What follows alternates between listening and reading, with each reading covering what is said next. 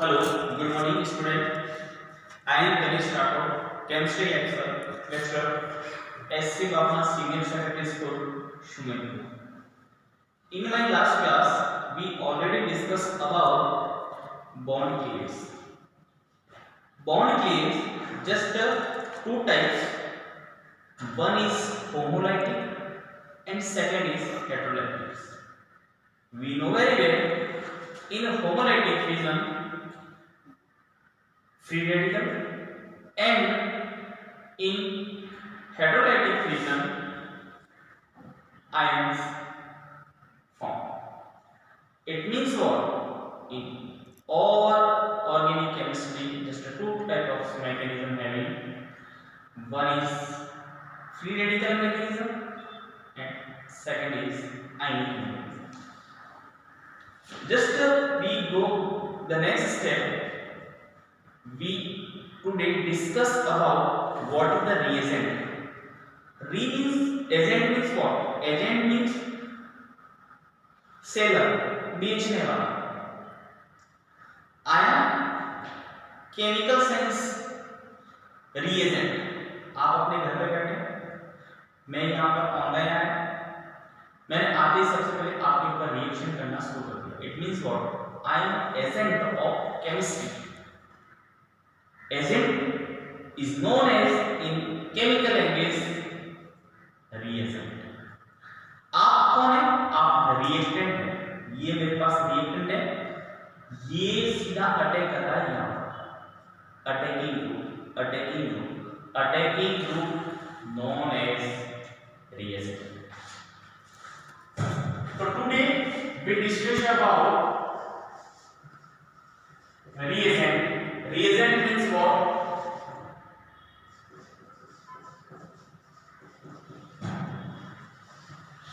Attacking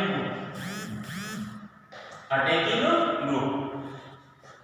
These reagents we can classify into three types. One is electrophile.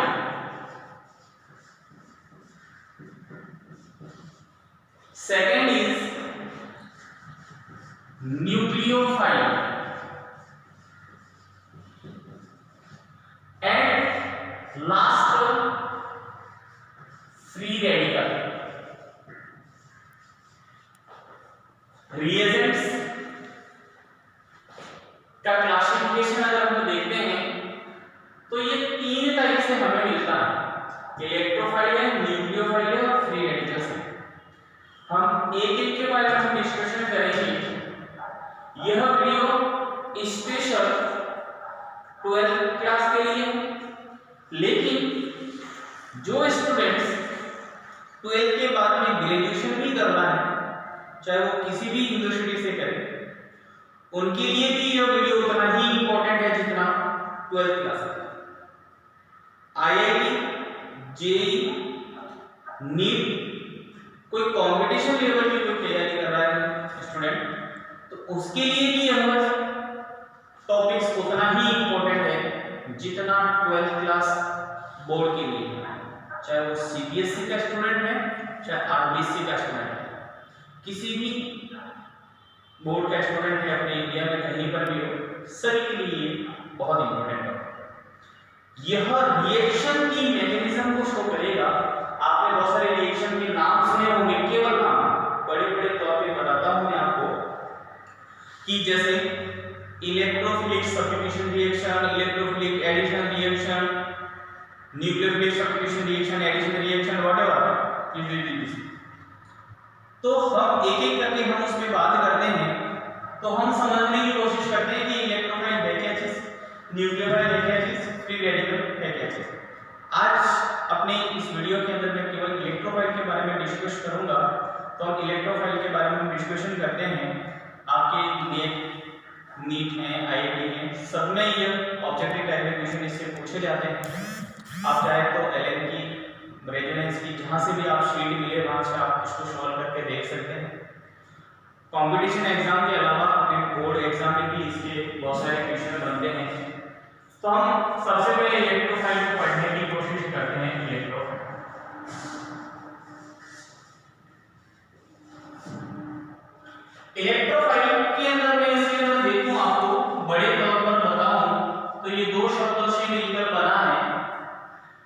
जिसमें पहला है electro, दूसरा है फाइल। इलेक्ट्रोफाइल दो शब्दों से मिलकर बना है, जिसमें एक का नाम इलेक्ट्रो है, दूसरे का नाम फाइल है। इलेक्ट्रो का मतलब है इलेक्ट्रॉन और फाइल का मतलब है लविंग। इलेक्ट्रॉन से पूछा आपके ऊपर चार्ज कितना है, तो पूरी दुनिया जानती है कि इलेक्ट्रॉन पे कौन सा चार्ज होता है, नेगेटिव चार्ज होता है। यह नेगेटिव किससे लव करेगा, पॉजिटिव से करेगा। बोलो किससे करेगा, पॉजिटिव चार्ज से क्या करेगा, ये लव करेगा। बस यही इसका कॉन्सेप्ट है। मींस व्हाट, पहला स्टेप इसके अंदर हम देखें इलेक्ट्रोफाइल के अंदर, तो all positive charge bearing species,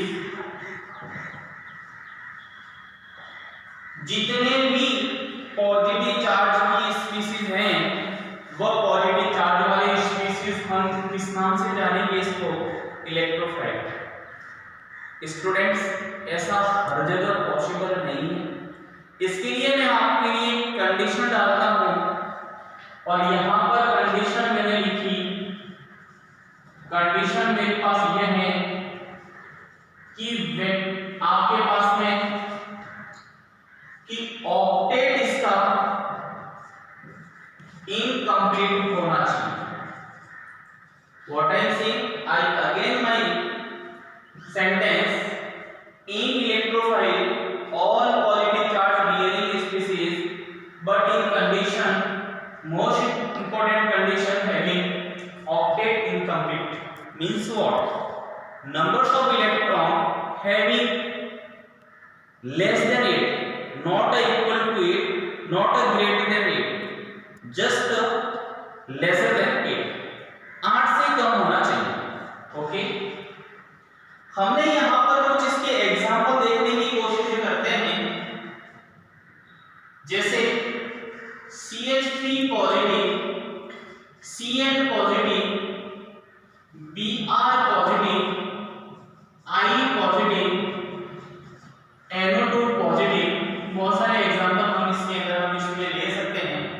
तो हमने लिखा CH3 positive, Cl positive, Br positive, I positive, NO2 plus positive. मैं अपने आप को यहाँ प्रूव करके बताऊंगा कि यहाँ पर इसका मतलब क्या है और इसका मतलब क्या है। ऊपर वाले जो लाइन लिखी है इसका मतलब आपको सभी जगह पॉजिटिव दिख रहा है। जो कंडीशन लिखी ऑक्टेट इनकम्प्लीट, तो मुझे इसकी स्ट्रक्चर बनानी पड़ेगी। विदाउट स्ट्रक्चर से भी हम पता कर सकते हैं। मैं एक बार स्ट्रक्चर से आपको बताने की कोशिश करता हूँ कार्बन की। तो यहाँ पर कार्बन 1 हाइड्रोजन, 2 हाइड्रोजन, 3 हाइड्रोजन, और यहाँ पर क्या लिखा हुआ है, प्लस। तो यहाँ पर अगर देखें एक बॉन्ड में कितने इलेक्ट्रॉन होते हैं, 2।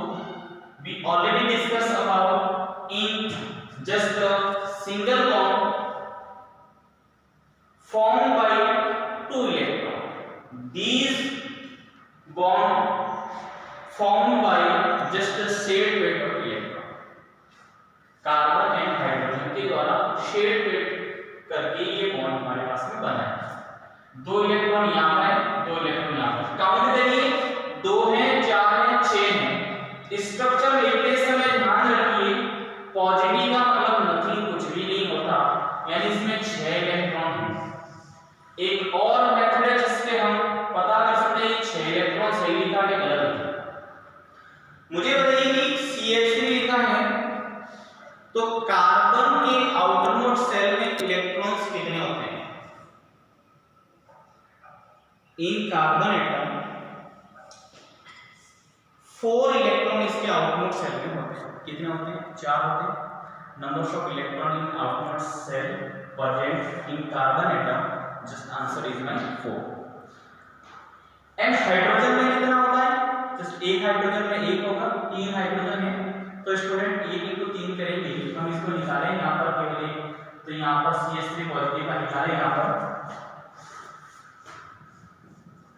तो कार्बन का 4 प्लस हाइड्रोजन का 1 गुणा 3 कितना हो गया इसमें 4 प्लस 3 7। इस पॉजिटिव का मतलब जब स्ट्रक्चर लिख रहे तब तो कुछ नहीं, लेकिन यहाँ पर ऐसे निकालते समय एक कम करेंगे तो 7 में से 1 जाएगा, तो आंसर स्टूडेंट कितना आएगा 6 आएगा। यहाँ पर देखते हैं क्लोरीन हैलोजेंस ग्रुप नंबर 17 का एलिमेंट है, तो ये Cl plus Br plus I plus सभी के आउटरमोस्ट शेल में इलेक्ट्रॉन होते हैं 7, तो वहां पर 7 में से 1 गया तो 6 रहते हैं, तो इस हिसाब से हम इसको कर सकते हैं। सेकंड पॉइंट इसके अंदर है कि आपके पास में वैकेंट p ऑर्बिटल क्या हो प्रेजेंट हो, कैसे पता करेंगे?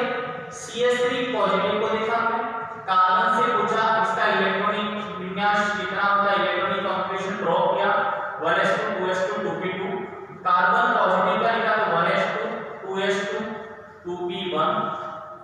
यहां पर सबसे पहले मैं हाइड्रेशन बहुत इजी तरीके से निकालना बताता हूं, ज्यादा कॉम्प्लिकेटेड अपने आप को करना भी नहीं है, तो बहुत इजी निकलता है।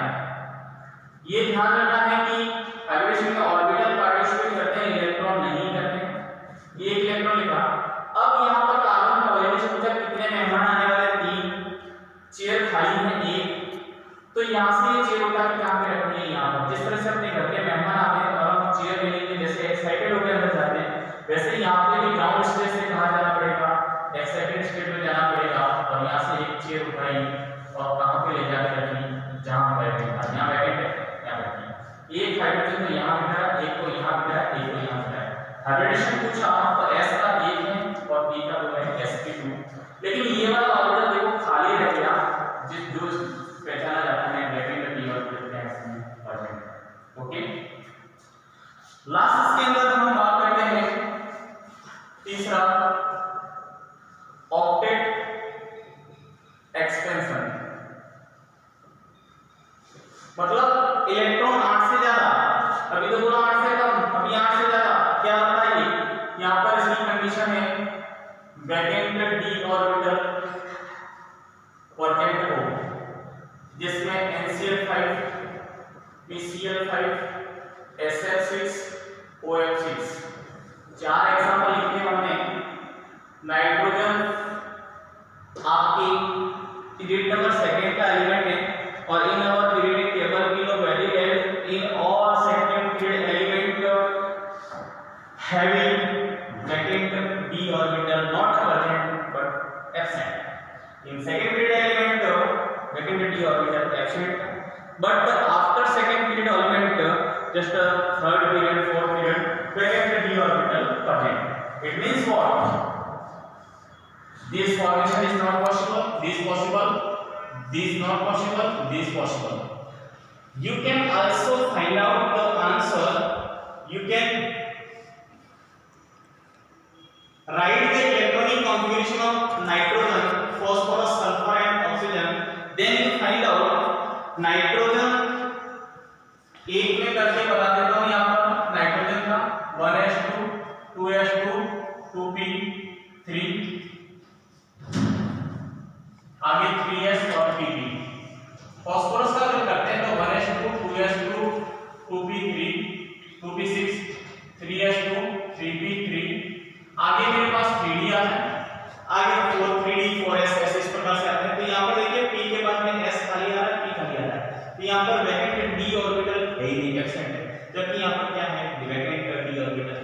इसका मतलब NCl5 का फॉर्मेशन पॉसिबल नहीं होगा जबकि PCl5 का होगा, यानी इसमें इलेक्ट्रोफाइल कौन नहीं है, NCl5 नहीं है, PCl5 है, OF6 नहीं है, SF6 है। तो लीजिए स्टूडेंट, आज की हमारी क्लास में इलेक्ट्रोफाइल यहाँ पर अपना यहाँ पे फिनिश हो जाता है। तो हमने ये सीखा कि यहाँ पर पॉजिटिव चार्ज है, आपका कंडीशन ऑक्टेट कंप्लीट है, सेकंड तक p ऑर्बिटल प्रेजेंट होना चाहिए, p ऑर्बिटल प्रेजेंट होना चाहिए। इससे संबंधित किसी भी स्टूडेंट का कोई भी क्वेश्चन है, कोई क्वेरीज है, तो you can also call me or WhatsApp me on my mobile number 8963076142 Ganesh You can ask me freely your all queries on this my mobile number. Thank you. सुरक्षित रहिए। कोरोना की वजह से ऑनलाइन अपना डेली पढ़ाई कीजिए, इसको मिस नहीं कीजिए। डेली इसको अपडेट और डेली का डेली इसको अपने को अपने रजिस्टर में नोट डाउन करते रहना है। किसी को भी क्वेरी हो तो आप मुझे पूछें। धन्यवाद।